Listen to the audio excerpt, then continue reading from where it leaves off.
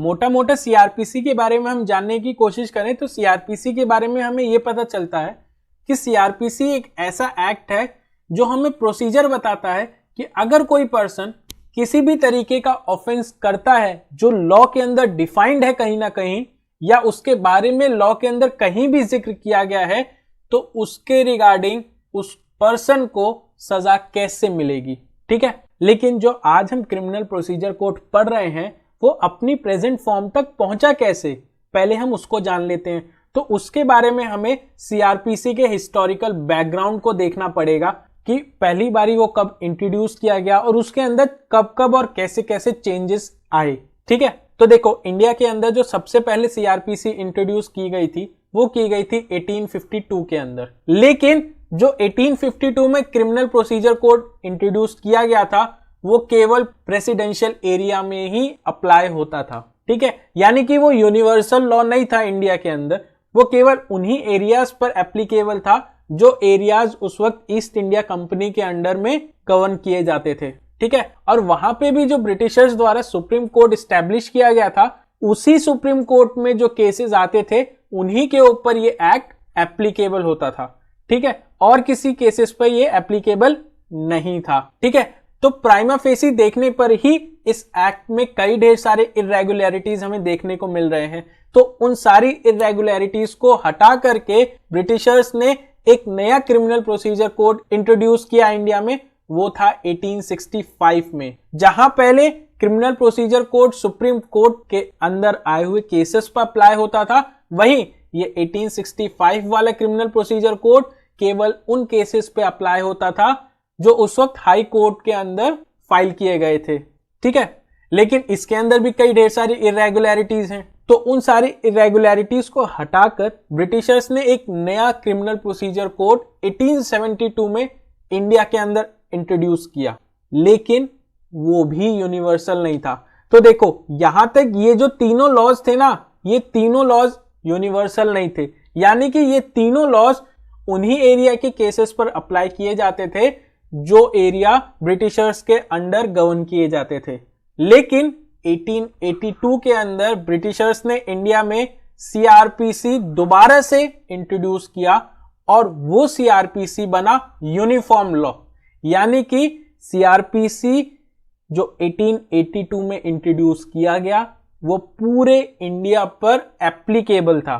ठीक है, लेकिन इसके अंदर भी कई खामियां थी जिसकी वजह से ब्रिटिशर्स को दोबारा से सीआरपीसी बनानी पड़ी और उन्होंने 1898 में दोबारा से सीआरपीसी को इंडिया में इंट्रोड्यूस किया।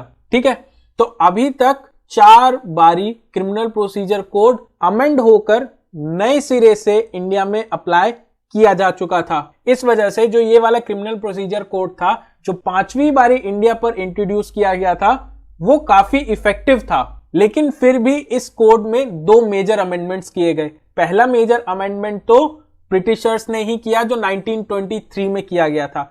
उसके बाद जो दूसरा मेजर अमेंडमेंट इसी एक्ट में किया गया वो था 1955 में। जो 1955 में अमेंडमेंट किया गया, पहली बात तो वो इंडियन गवर्नमेंट ने किया और दूसरा वो अमेंडमेंट्स केवल सीआरपीसी के प्रोविजंस को सिंप्लीफाई करने के लिए किए गए थे और केवल इसलिए किए गए थे जिससे कि जो ट्रायल्स हो रहे थे कोर्ट में उन्हें एक स्पीड दी जा सके। ठीक है, यानी कि स्पीडी ट्रायल के लिए भी 1955 में सीआरपीसी 1898 के अंदर प्रोविजंस अमेंड किए गए थे। ठीक है, लेकिन फिर भी वो काफी नहीं था। कई ढेर सारे ऐसे प्रोविजंस थे जो अब इम्प्रैक्टिकल हो चुके थे और कई ढेर सारी इरेगुलरिटीज भी थी और साथ में कुछ ऐसे प्रोविजंस भी थे जो उस वक्त ब्रिटिश गवर्नमेंट को एक अपर हैंड प्रोवाइड कर रहे थे। इस वजह से हमारी इंडियन गवर्नमेंट ने लॉ कमीशन को डिमांड किया कि आप सीआरपीसी 1898 की डिटेल एग्जामिनेशन कीजिए और उसी को फॉलो करते हुए हमारी लॉ कमीशन ने सितंबर 1969 के अंदर अपनी 41st रिपोर्ट के अंदर सीआरपीसी के अंदर जो भी चेंजेस उन्हें लग रहे थे कि किए जाने हैं वो पार्लियामेंट को सौंप दिए। ठीक है, और वो एक्ट 1970 में राज्यसभा के थ्रू सबसे पहले इंट्रोड्यूस किया गया। अभी एनफोर्स नहीं हुआ है, अभी केवल राज्यसभा में इंट्रोड्यूस किया गया है वो रिपोर्ट जो लॉ कमीशन ने रिकमेंड करी है पार्लियामेंट को, ठीक है। और जब राज्यसभा में 1970 में इंट्रोड्यूस की गई तो उसके बाद उसको भेज दिया गया कहां पे, जॉइंट पार्लियामेंट्री कमेटी के पास। और जॉइंट पार्लियामेंट्री कमेटी ने 1973 के अंदर एक एक्ट बनाया जिसका नाम हमने रखा क्रिमिनल प्रोसीजर कोड 1973, ठीक है। इसको अपना एक इनैक्टमेंट, एक अस्तित्व मिला कब, 25 जनवरी 1974 के दिन, और ये पूरे इंडिया पर लागू हो गया 1 अप्रैल 1974 के दिन, ठीक है। लेकिन ये जो 1 अप्रैल 1974 के अंदर क्रिमिनल प्रोसीजर कोड 1973 एनफोर्स हुआ, उसके अंदर हाल ही में अभी 2 मेजर अमेंडमेंट्स किए गए हैं। पहला तो किया गया था साल 2013 में और दूसरा अभी हाल ही में किया गया है साल 2018 में, ठीक है। सो आई होप आपको क्रिमिनल प्रोसीजर कोड की ये जो जर्नी है अपने प्रेजेंट फॉर्म तक पहुंचने की वो समझ में आई होगी। अब देखो, जो ये हमारा सीआरपीसी है जो हम पढ़ रहे हैं, उसको बनाते वक्त किन किन बातों का ध्यान रखा गया था, अब हम उसको देख लेते हैं। तो देखो, ये 3 चीजें हैं जिनको ध्यान में रखा गया था जब लॉ कमीशन सीआरपीसी बना रही थी, ठीक है। तो उन 3 चीजों में सबसे पहली चीज थी फेयर ट्रायल, यानी कि जो एक्यूज्ड पर्सन है और जो विक्टिम पार्टी है दोनों को बराबर मौके मिल सके कि वो अपनी बात कोर्ट में रखें, जिससे कि एक फेयर ट्रायल की सिचुएशन बने और हर एक केस अपनी मेरिट पे लड़ा जा सके, ठीक है।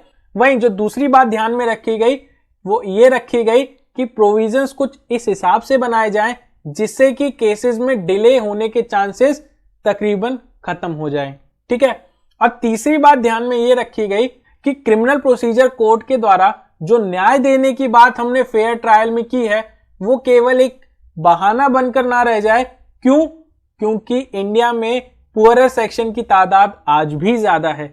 अगर वो ही कोर्ट में केस फाइल नहीं कर पाएंगे, उनके लिए अफोर्ड कर पाना कोर्ट के अंदर केस ही मुश्किल होगा, तो फिर फेयर ट्रायल कैसे होगा और न्याय कैसे मिलेगा लोगों को।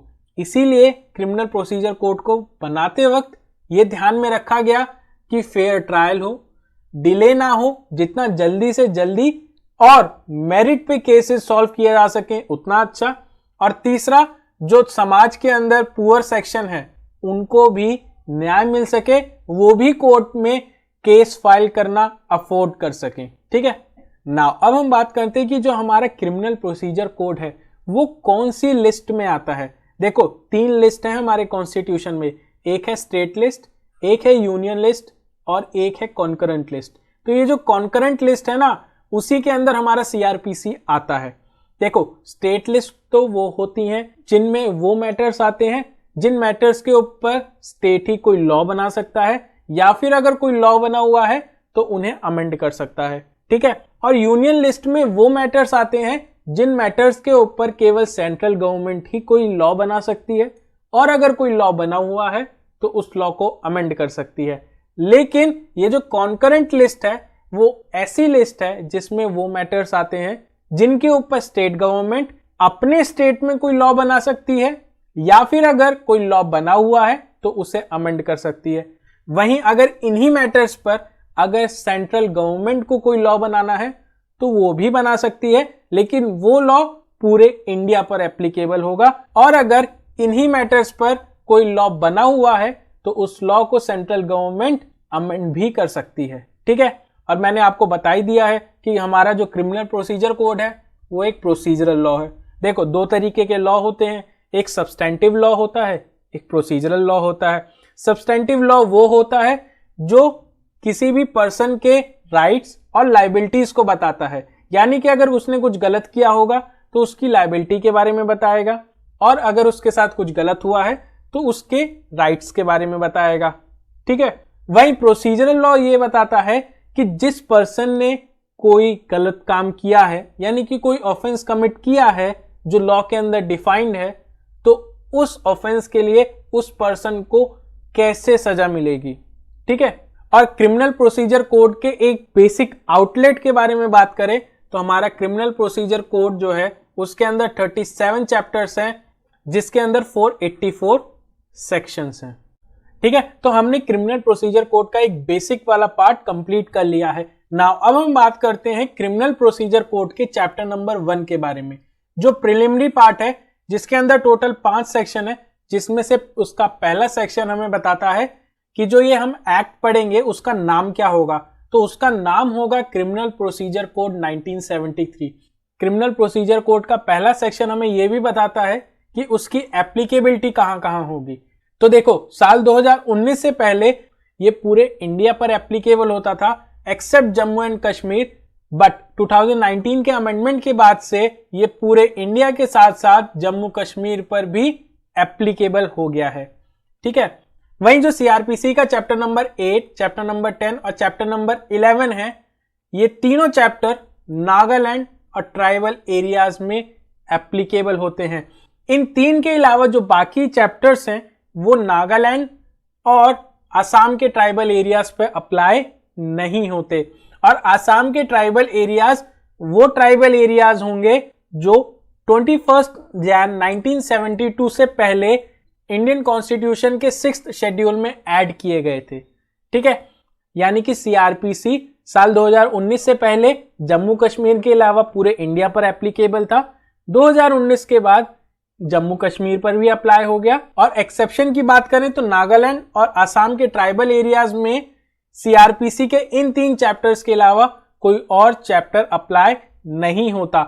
लेकिन अगर नागालैंड और असम की गवर्नमेंट को लगता है कि अब उन्हें अपने स्टेट में क्रिमिनल प्रोसीजर कोड के बाकी चैप्टर्स को भी अप्लाई कर देना चाहिए, तो वो ऐसा करने के लिए फ्री हैं और वो ऐसा कर सकते हैं। ठीक है, सो आई होप आपको क्रिमिनल प्रोसीजर कोड की एप्लीकेबिलिटी भी समझ में आई होगी। अब हम बात कर लेते हैं सीआरपीसी के स्कोप ऑफ एप्लीकेबिलिटी के बारे में, यानी कि सीआरपीसी का स्कोप क्या है। तो देखो, सीआरपीसी जो है उसका काम है इन्वेस्टिगेट करना, इंक्वायरी करना और जो ऑफेंस रजिस्टर किया गया है उस ऑफेंस के रिगार्डिंग कोर्ट में ट्रायल चलाना। ठीक है, और ये जो इन्वेस्टिगेशन, इंक्वायरी और ये ट्रायल होगा वो कौन से ऑफेंसेस का होगा, वो उन ऑफेंसेस का होगा जो आईपीसी के अंदर डिफाइंड है या फिर किसी और स्पेशल या लोकल लॉ के अंदर डिफाइंड है। ठीक है, लेकिन अगर कोई ऐसा स्पेशल लॉ या लोकल लॉ बनाया गया है गवर्नमेंट द्वारा, चाहे वो इंडियन गवर्नमेंट चाहे वो स्टेट गवर्नमेंट द्वारा, जहां पर ऑफेंस को डिफाइन भी किया गया है, उसके रिगार्डिंग पनिशमेंट भी बताई गई है और कैसे ऑफेंडर को वो पनिशमेंट मिलेगी उसका प्रोसीजर भी दिया गया है, तो वहां पे उन सिचुएशंस में ये प्रोसीजर ही प्रिवेल करेगा। यानी कि वहां पे उन सिचुएशंस पे क्रिमिनल प्रोसीजर कोड का प्रोसीजर अप्लाई नहीं किया जाएगा। ठीक है,